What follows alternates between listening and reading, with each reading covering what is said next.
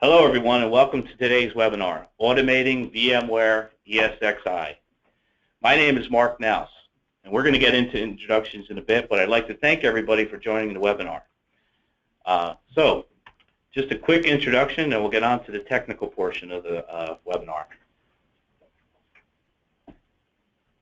My name is Mark Naus, like I said before. I'm the CTO of API Systems Inc.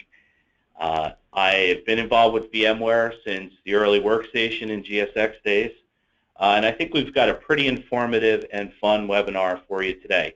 To my left is Adam Platt. Adam, feel free to introduce yourself. Hi everybody, I'm Adam Platt. I'm a software engineer here at API Systems, and this particular project, installing ESXi and automating all of that, was great. But I also run the gamut doing lots of other things, working with other technologies and building different systems to integrate all of our solutions together and deliver some great results for our clients. You sure do, Adam. So before we start, Adam, I have a question. Are you a VMware vSphere ESXi expert? I most certainly am not. Yeah, this is a very salient point to our webinar here. And I'd like to frame the problem a little bit about why we embarked on automating ESXi. API has had a customer with 115 servers that needed to be upgraded. The reason we had to upgrade was due to end-of-life support on the current installed hypervisor, hardware issues, and lastly, security vulnerabilities that existed due to the end-of-life and the lack of patching support. So the reason I asked Adam about his experience with ESXi is because Adam didn't have any, and we engaged other members of our office's CTO to help out. But the great part of this whole webinar and what Adam did was we used all native tools. We simply did not have money for additional automation frameworks and tools. Therefore, I'd like to give the caveat here on the webinar.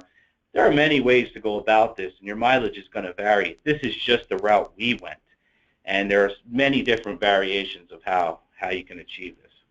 We're presenting today on how we did it for a particular use case, but we hope to share what we learned with the community and our listeners so that in the future, if you embark on such a project, maybe we can answer some questions for you. So again, we had 115 servers that needed to be upgraded. We had a severe lack of manpower.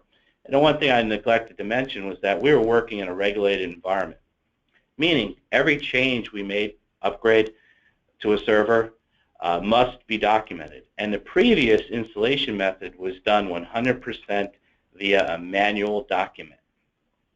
With the amount of servers we had to upgrade, we simply did not have the time. Therefore, Adam and I got together along with other members of our office's CTO, and we came up with a strategy. So Adam, why don't you give us an overview and talk a little bit about what you did? Sure. Well, and now as you said, I'm no expert on ESXi, so the first thing that I did was to get my hands on a host that I could use to test and install it by hand. Manual install from start to finish, and really get a feel for what was there, what were the options, and what avenues were available to us for automation. So, our goal the whole time was to automate as much as possible. We wanted to get everything out of human hands to reduce that risk of human error, and basically wrap everything up in a PowerShell module. Because we all know PowerShell on the team, we're all very familiar with it, and even though we might be interfacing with different technologies, by wrapping them all together in PowerShell, it provides an interface that we would all be comfortable with. So, as Adam said, we really sat down, drafted requirements. Adam mentioned one. What is the team familiar with? PowerShell. Well, that was a programming and scripting language that we wanted to leverage. That way we didn't have to retrain internal staff on what we're automating.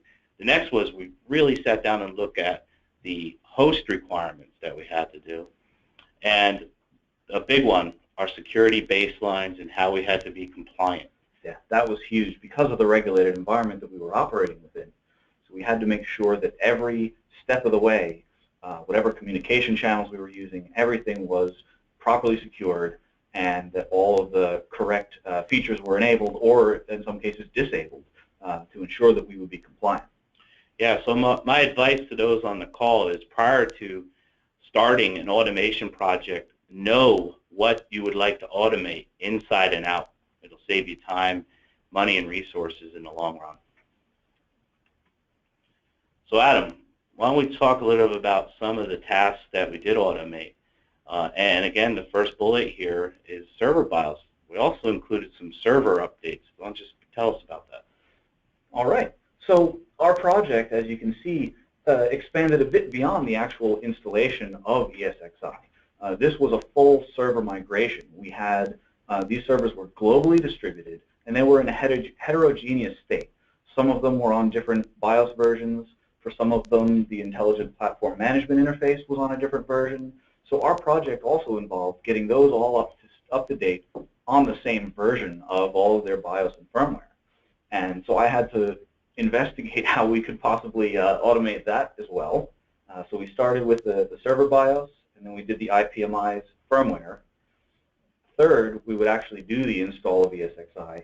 And lastly, we went even beyond that, and we would take the newly created host and add it to our existing vCenter cluster and get it all ready to go with a host profile that would do some additional configuration, which would also ensure more compliance, and then it would be all ready to go.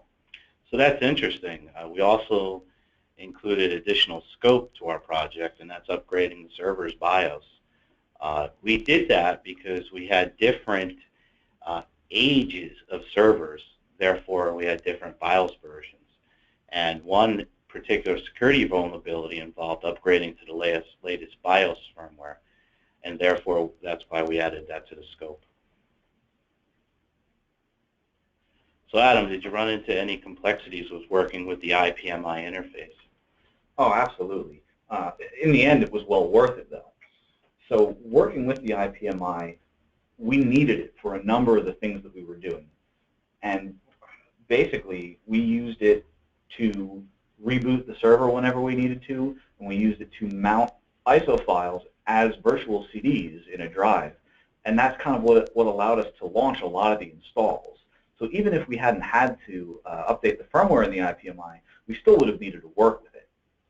Right, and for those on the call, the IPMI, just to relate it to hardware vendor nomenclature, for HP, it's your ILO, the Integrated Lights Out Edition. For Dell, it's your commonly known DRAC. And like Adam said, you just need that hardware level control of the system, and this is the mechanism to get that. So Adam, let's get to more of the meat and really talk about installing ESXi. How'd you do it? Well, what's really cool about ESXi is they have the ability to add a kickstart file to your install. And that's what we use to do the bulk of the install. And what that is you have the ability, and there are actually multiple ways to deploy it, but the method that we chose was to take the ESXi ISO, so this is the stock ISO that is provided by VMware, you mount that as a read-write file system, and then you make some small modifications to it by basically adding this kickstart file, this configuration specification that tells it what to do, tells it how to install, and also allows you to specify some pre- and post-installation tasks. So we built some custom logic in there, added it to the stock install, created a new ISO from that, and used that to install our servers. And basically the completed ISO, we mounted it via the IPMI, reboot the server, and it would do the rest on its own. That's cool. So within the custom ISO, obviously you have some things here, the server name, the root password, and network configuration. We had all that up front, didn't we? Correct. And so part of what this automation entailed was taking a known batch of servers and performing a migration.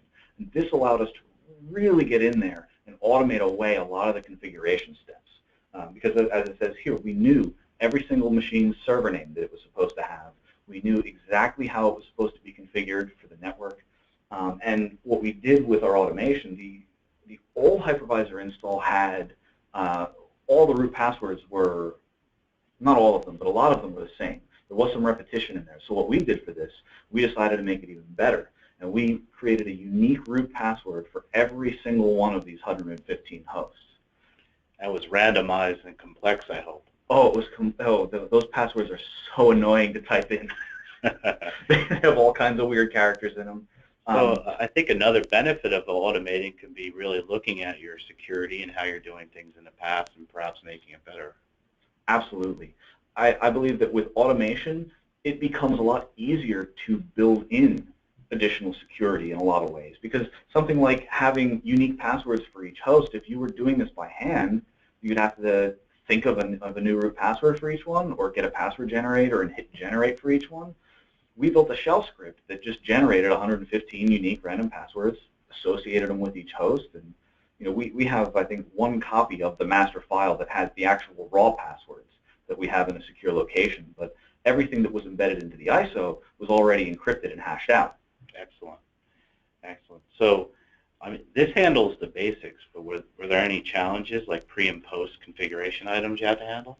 There was a lot that we had to do for the pre and post install. The actual installation, because of the Kickstart system, was an extremely simple task for us. So a lot of the heavy lifting came into play for the post install mainly. So the pre-install, what we were doing is taking that embedded file and reading into it, identifying which server we were on, which we did by referencing the MAC address of the first network interface card in the machine. So we get the MAC of the first NIC, look it up in the file, and then we would have all of our settings. Put these settings in place so that the Kickstart system would pick them up and let it run. It would install, and then it would kick off the post-install script, which we use to do things like disabling the IPv6 protocol, which was one of our requirements within the environment. And we also, as we see in the bullets here, we downloaded and applied certificates, which we had pre-created for each host. We also created a log of everything that happened during the install and verified the state of every configuration item that we needed to have control over. So we're kind of lovingly calling that the birth certificate of the server. And so that would be uploaded to a central location so that we would have a log of all the conversions that we had done, whether they had succeeded or failed. And on top of that, every single step of this was meticulously logged on files that would stay on the host, which in itself was a challenge because on an ESXi host, a lot of the storage is not persistent. Right. So we had to identify the specific paths on the file system that would be retained after a reboot, or else we would never be able to see anything in the logs. So Adam, I love the birth certificate. If you could elaborate a little bit more, did you run any tests to say that something was okay or pass, fail? Absolutely. So some of the work that we did not involve a test. It was just going and reading the log files of the install to see if there were any errors in there. And that was one thing. But beyond that, there were a number of things that we put into the script, which all of these scripts were written in Python, by the way. So there was a lot of Python code to go out and kind of probe the system, to see the current state of things, and to check the configuration, and to verify that what we had set in the Kickstart file is actually the state of the machine that we'd gotten to. Yeah, and Adam, when we speak on regulated environments, I think that is the one very important point, that when you set out to build a system, that it is actually built the way you intended it to be. And when you do things manually, there's so much room for error, filling out documentation by hand, reading some type of manual. It can be very difficult. And at scale, it should be automate first, in a pinch, perform something manually, because you can do what you said you were going to set out to do. So. Absolutely, I agree. And one of the nice things about automation is because everything's in a computer's hands, and the computer never makes judgment calls when it's evaluating anything. There's never any gray area. Goes for coffee or exactly. Picks up the phone. Yeah. It's very black and white. And so as long as you're thinking about that properly up front and you're correctly defining the tests and the conditions that you're looking for, you'll get the right answer every time. I mean, whether that answer is pass or fail, you'll always know whether it really did pass or really there was something wrong somewhere. So Adam, as everybody knows, a big part of working within vSphere is vCenter. Any challenges with working with vCenter? Not too terribly huge challenges, but there was a lot of learning that we did. Working with vCenter after the host is built, we were able to use mainly the base commandlets that are included in the Power CLI, and that made it very easy to join the new host to the cluster. But what we had to do was for the host profile.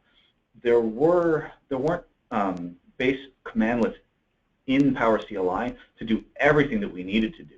But luckily, we were able to use the getView commandlet that VMware provides, which gives you access to the lower level SDK. So this is the SDK that you would be using if you were working on like the command line on the host itself, or using their Python SDK or something like that. So we were able to go through getView and get access to this more full-featured SDK, dig into the host profile there, and trigger exactly the commands that we needed to not only get it applied, but to get it verified, so that we were sure that it was in compliance before we finished our process. Awesome. I can't wait to hear more. Could you tell us a little bit about the end-to-end process? Sure. End-to-end, we found in practice, and I'm not sure exactly how many of the hosts we're completed with. I know we're still in progress on a couple of them. But in general, it takes about 60 minutes to run from start to finish this process, and there are only 5 manual steps that have to be human-initiated. And through this process, all the actions being completed, we get the BIOS updated, the firmware on the IPMI, we get the new ESXi install done, we get the host joined to the cluster, host profile applied and verified. At the very end, you are in maintenance mode, ready to go. As soon as you're ready to get load on that server, just bring it out of maintenance mode and you're set. All of this being done with just the tools that are available with these products, between PowerShell being available with Windows, PowerCLI, and the Kickstart system being available with ESXi and vCenter. None of this required any budget. That's awesome, Adam. And something you went over pretty quickly that as a manager I identified, and throughout all the hard work between the Office of the CTO, vSphere engineers, and Adam, we found that once this was completed, this could be handed to an operations analyst with experience with server hardware, think A+ certification, and limited PowerShell knowledge, and they were able to automate and build these hosts and hand them over, like Adam said, in maintenance mode to a systems engineer. And then the systems engineer has confidence that the host is built correctly, the host profile is applied correctly, and that the actual host is ready to start hosting virtual machines. Yeah. So you'll see on the bottom here the actual 5 manual steps that we had to do. The ones that are marked above with the PowerShell icon, each of these steps was a single commandlet in the PowerShell module that we ended up with that would do these tasks. The one that was missing was to actually complete the BIOS update on the host. That was the only thing that we really weren't able to automate. We could initiate the BIOS update, but it's operating at such a low level at that point that we couldn't just click OK automatically. You have to go through the IPMI, bring up the console, and just push that through. But everything else we were able to do from PowerShell, reaching out through other technologies. So this sounds really easy, Adam. Did you have any challenges or hurdles you had to overcome? Well, you know, part of my job is making it look easy. And, you know, there were parts that were easy, but there were also a number of challenges that we hit. A number of them involved the security and compliance aspects of the environment we were in. We had some issues with the IPMI. In some of the regions where we had these hosts, the virtual disk mounting an ISO wouldn't work if you gave it an HTTPS URL. And so we had to critically evaluate in those scenarios, was it all right to risk using HTTP? And in the end, we looked at what we had. We were using this connection just for streaming the bits of the ISO, and the only custom client-specific data on there was the configuration data, which was already encrypted anyway. So for those few scenarios, we did decide to just let it go because we weren't able to find a way to get it to work.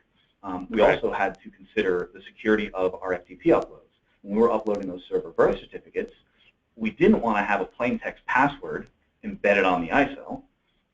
There was no really good way to have reversible encryption in place. So the root passwords that are on the ISO, they're a one-way hash. So they're very secure. We're comfortable with that. But to have a two-way encryption, we'd need to be able to decrypt that password to use it. What we wound up doing was an anonymous FTP, but restricted to only the host that would be connecting. And we also used the chroot to specified that only the folder where the birth certificates would go, that would be the root of the user that's connected. So there was no way to get anywhere else, even if it were compromised somehow. So you had some challenges in the support for what protocols could be used, and when we couldn't go with a stronger secure protocol, we leveraged isolation and lockdown of certain directories and access lists. So absolutely. The other big hurdle for us was dealing with Murphy's Law. Part of it is this uncertainty of doing an automated process and trying to get visibility into it. When you're running an automated process, everything's kind of like a black box. It's very difficult to get visibility into what happened and what's going on, which is especially important if something were to go wrong. So we had to build error trapping and logging into every single step of this process. And just sitting there trying to think about what could possibly go wrong really took a lot of effort. And underneath this one's my favorite. As I was testing the initial installs of ESXi, I didn't realize that part of what ESXi does when it's done installing is it ejects the CD before it reboots. Now, we don't have an actual CD. We're mounting an ISO over an HTTPS channel, but ESXi will still eject the CD drive. So somewhere in a state like over 300 miles away, I was ejecting CD drives in my test host. But we did find that there is an option in the Kickstart file to tell it not to do that. So I'll have to find someplace else to put their copy. Yeah, very true. So Adam, throughout this, we spoke about VMware ESX. We spoke about the IPMI within the hardware platforms. You use PowerCLI, Weasel, Kickstart, Python. Is there a book out there for all this? There's no one book that covers all of these topics. But we did find that the individual technologies we worked with, they always had a wealth of documentation for us to pull from. ESXi especially has a great deal of documentation. There's a great knowledge base article on the Kickstart system, how it works, and there's also a lot out there in the community for Kickstart showing samples and examples of how people have used it and exactly how they got to where they needed to be. So the second bullet, Weasel. This is one that might only be more for me. Weasel is actually the system that runs Kickstart.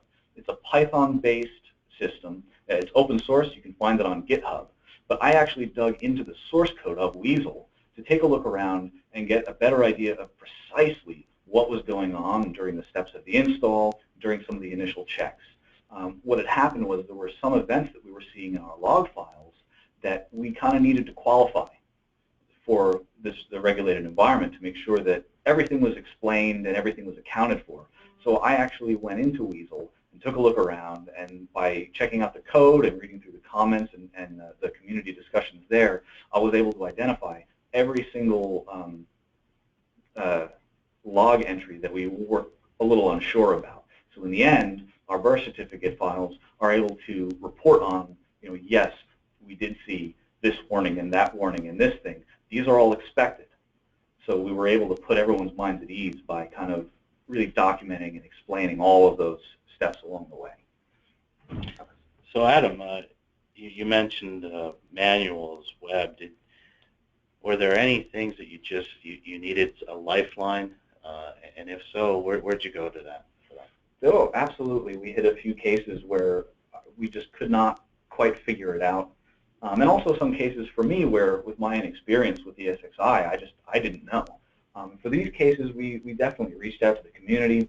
We read through a lot of blogs. We reached out on Twitter, where in particular we received a great deal of help from William Lamb, who is over at VMware, right? Yeah, William's a VMware employee. So big thanks to William Lamb. You can follow him at LambW. He's also a great presenter. And just to give knowledge freely, a huge thank you and support for the community in our endeavor here. In the conclusion, we'll have the Twitter handle available for you. So another technology that we leverage, again, we leverage very heavily the IPMI. This was an interesting case because there was actually almost too much documentation on this one. It took quite a while of sifting through all of the various commands and possibilities. But you know what? I'd rather have too much documentation than not enough. And in the end, we got exactly what we needed. We even, through looking at the documentation, found there was a little hiccup we had to deal with, where if you were coming from a certain version, you actually had to do 2 upgrades. You kind of had to stop at this other version in between. And so we were able to build that into the automation. And thank goodness they had that in the documentation, so we were able to account for it. So Adam, when we look at what we did here, it sounds like there's some basic operations and then some more advanced. Could you elaborate a little bit on those? Sure, Mark. So some of the operations that we had to take care of that turned out to be a little more basic, one of them was working with the Kickstart system. That was very well documented and actually very simple to work with. I was expecting it to face a little bit more of a challenge, kind of automating the actual install of ESXi. But it was really it was the first thing that we were done with. The second thing this one really surprised me was installing the certificates. Once the host is built, installing certificates always seems to be like such a hassle, and certificate stores and this and that. But on an ESXi server, all you have to do is get the files on there and put them in the right folder with the right file name. Reboot the server and you're done. That was really shocking to me. And lastly, joining to the cluster was another really pleasant surprise. The PowerCLI commandlets, there's a commandlet for it. You just call that commandlet and it's done. It was super straightforward and really nice to have. Some of the more advanced tasks that we had to do, the first, I think the biggest one, was the IPMI. So the IPMI, its command language is XML based. There are a lot of examples in the documentation, but the only examples we could find that were actually like runnable samples, they were all written in VBScript, and we really wanted to stay away from mixing languages on the controller end, the handler end of it. So what I did is I worked with the older, the VBScript examples and a command line utility that was available for the IPMI, and we built a PowerShell wrapper around it, which was its own separate module to handle the operations that we needed to do. Another piece that gave us a little bit of a challenge and turned out to be pretty in-depth was working with the host profile. Here's one of the places where the base PowerCLI commandlets do a good amount of the work, but to get the amount of detail we needed, we had to go a little bit beyond that. So applying the host profile, so as you know, the way you set up the host profile, you can provide many of the values, and you can also leave some of them blank to be specified at the time it's being applied. To do that in the automation, you call the PowerCLI commandlet, and it sends you back a list of basically the whole answers file. And we had to go through and find the empty rows in that answers file, identify which ones were which, and then fill them in with the information we needed. And that was a little complicated to do at first glance, but we found our way through it. We got it working very nicely. And as I mentioned before, to actually verify the host profile, we had to use that getView commandlet to move down to that lower level SDK. And that's another thing, again, that we turned to the community for through various blog posts and a few more conversations with William Lamb. We were able to get that going. And the last piece was getting the configuration data embedded into the ESXi ISO. That presented a little bit of a puzzle because it's very hands-off. Once it's on the ISO, it's static. You can't really see what's going on. You can't really see it. You just have to know that everything is in place and get it to work. But we were able, through a lot of testing and verification, to ensure that everything would work properly, and if it didn't, it would be logged and reported. Right. So Adam, we went through that pretty quickly, and we're going to speak more on it in our closing thoughts. You've really put together a lot of programming language, scripting languages, and made this project successful, so thank you for that. Of course. Just maybe we could talk a little briefly before we get into the bullets. This was a great project for API and for Adam specifically and the team members, because we melded that true DevOps mindset. And I don't want to scare anybody out there about taking this on yourself, but I will advise, if you have a rockstar scripter or a software engineer like Adam, you might want to reach out to them and ask for some help. From my side, more on the management and the technical pieces, I watched Adam put all these disparate technologies together with a very documented and detailed approach to bolt all these things together for an outcome. And that would be a second item for, start off with your requirements, but then really document your workflows and what you're trying to do. And I think when we look at this DevOps model, it's going to mean many different things to many different people.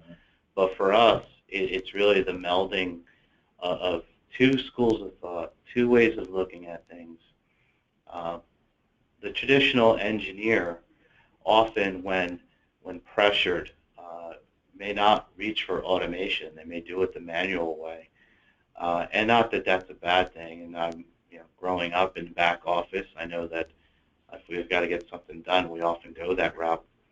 Installing certificates, you mentioned, that can be tough even on a Windows box sometimes if you don't have all the pieces aligned. So my point is, moving forward, API continues to do this on our projects with Adam and his team's help, and actually getting the engineers involved early on. And I feel confident now that even some of our engineers could take on this on their own. So Adam, feel free to add to that. No, I mean, I absolutely agree. It's something that I've found ever since I first started at API, is that we do have very different perspectives on things. As much as our technology lives overlap, the way that I think about things versus the way that some of the other architects and engineers do is very different. But it's different in a very complementary way, where I'm constantly learning new things, and not just about new technologies, but new ways of looking at things that help me solve my problems better. And at the same time, I'm constantly finding that other people on the team are learning things from me that help them solve their problems better. I think with DevOps, it's a movement that's still in its infancy. And I think it's going to go through many, many changes. But the merging of this development side of things, and this development way of thinking, and the operational, IT administrative side of things, it's a natural fit, and it's going to increase our efficiency. It's going to increase our ability to get things done, and it's going to increase the scale at which we can manage things, which in today's world is mandatory. There's no way to get away from it. Yeah, and this was a very small example, but just to point out the marriage of the two worlds and how crucial it is. However, automation is within your reach. If you're faced with a hypervisor upgrade or a migration project, and then that's also popular now too. Folks are moving from one hypervisor to another more commonly than they have in the past. Definitely look at automating most of it or all of it if you can. For me, that second bullet is very important, but go ahead, Adam. So for me, this second bullet is something, for me, it feels like something that comes very strongly from my perspective as a software engineer that I don't always see on the IT end of things. I do very often see it, but I think it's a great way to reinforce how important this is. To solve any problem in software engineering, you have to take it apart.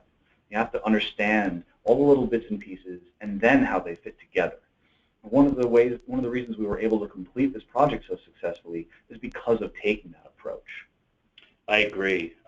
Sitting down, breaking down each component, even into subcomponents, and then looking at the challenges and the complexity in each one was really the key to our success here.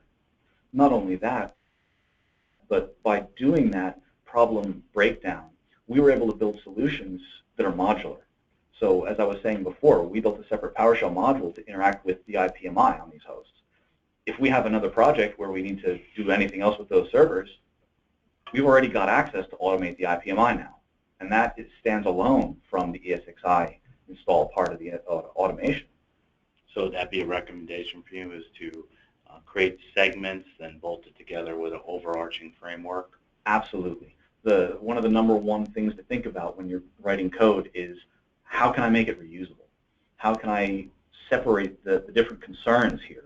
And separation of concerns is one of the big theories in software engineering that we do to try and create this modular, extensible sort of code. Nothing's ever wasted. As best you can, never waste anything. Excellent. So a big part of my job here at API is to ensure that we're investing for savings, and as bullet here, invest in the short term for larger savings in the long term. It took us a lot of work up front, defining the requirements, writing documents, many meetings, many testing sessions, a lot of failed experiments. Those are always right, Adam? But longer term now, and this is the last bullet here, we have a process where anyone on our team can execute it. Right. And on top of that, you really got to look at the savings that we had. We were discussing this the other day about the actual timings involved. As we mentioned earlier, with the automation, you can take a host from start to finish in this process in about 60 minutes with 5 manual steps. Speaking with some of the other engineers on our team who have been doing this manually in the past, they were saying it would normally take more like 4 hours and round about 100 manual steps to get this done for a single host. So we had 115 servers. We saved 3 hours on each. That's 345 man hours that we were able to save through automation, on top of the risk mitigation that we got by eliminating the potential for human error. Yeah, and Adam, that human error is going to be, wrought with challenges. But when I look at what we did, the consistency that we delivered with the automation of ESXi, and that having the confidence that each host was built the same way with a repeatable process, a traceable birth record, really gives a manager and most importantly the customer confidence in your hosting platform. We have some very talented engineers and operations analysts. However, people do make mistakes, and I think the estimates you were given were a little conservative. Sometimes building a server manually with filling out documentation can take a day, and to break that down to 1 hour in a controlled process it is great. And I'm sure we could have trimmed off some more time there with efficiencies, but again, we had to move forward on this project. To highlight another point, this was all done with existing tools. There's really no magic here. It's sit down, define the problem, do your research, get everything you need up front. Again, I'll reiterate that. Yeah, and that reminds me too, Mark. This is one of the most common things that I say to other people on the team when I'm doing a training on PowerShell or going over a script, and I start to see that look in their eyes like they're getting a little scared.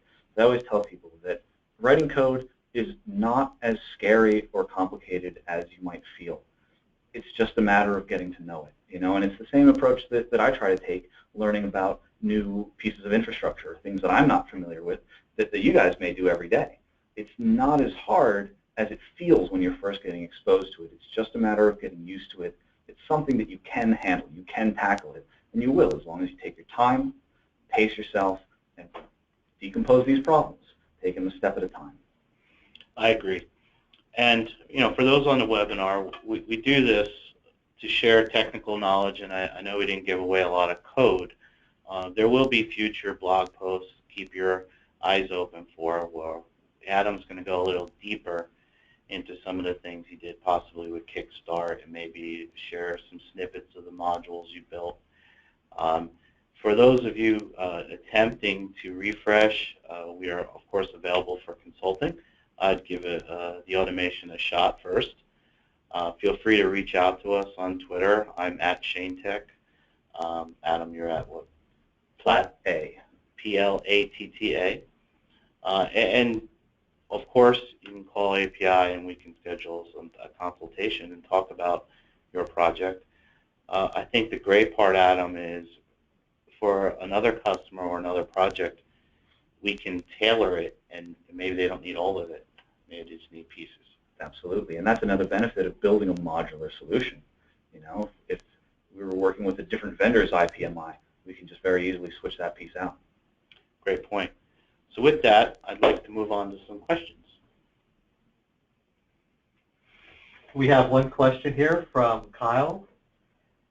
Kyle asks, does the automation include any disk configuration on the host, such as selecting the correct SAN LUN, or if local disk configured a RAID volume and selecting that as install location?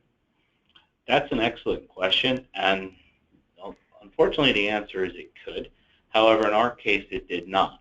We kept the automation strictly to the ESXi hypervisor only and its attachment to VMware vCenter.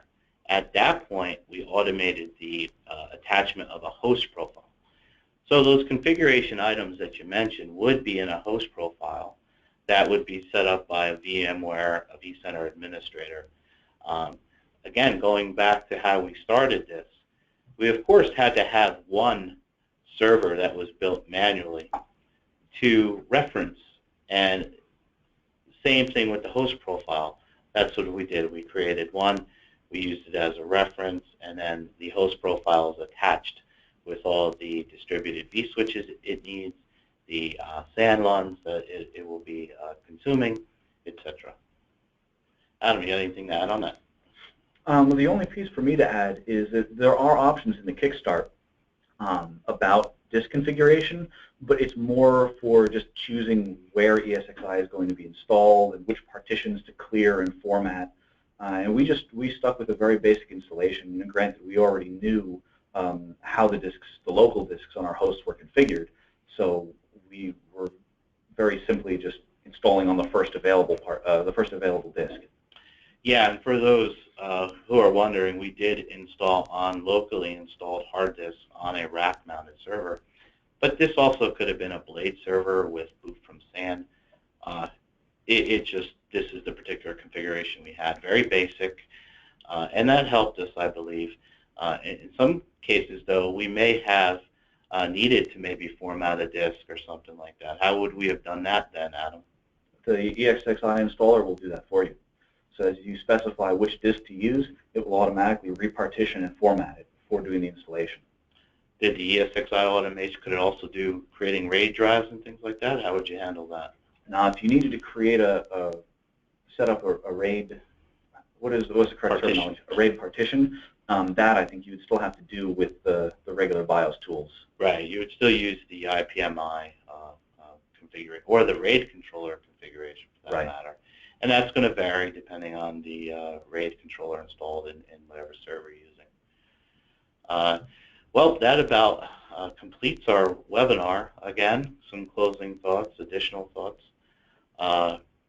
Definitely try to automate before you embark on a manual install. You're going to learn a lot, not just about how the hypervisor works, but the entire ecosystem. I think, Adam, you now know more about installing certificates than you knew before. Absolutely. And you also know a lot about how ESXi functions. And from that, you can also manage it. Yeah, absolutely. It was a huge learning experience for me. And again, to your recommendation, I can't stress enough, don't be afraid of it. If it seems like it's an overwhelming task, break it apart into smaller pieces. I think it's something that more people can do than they realize. Yeah, it's just we're often afraid of time constraints, and we revert back to what we know best, and that's the manual, tried and true way. Right. So thank you, everyone, and thank you so much, Adam, for all the hard work and the great result. I'm glad to be able to share some of this. This was a very exciting project for me, so I'm really happy to be able to speak on it. Up on the screen, for those of you, again, here's our contact information. Feel free to reach out to us. Thanks, and have a great day.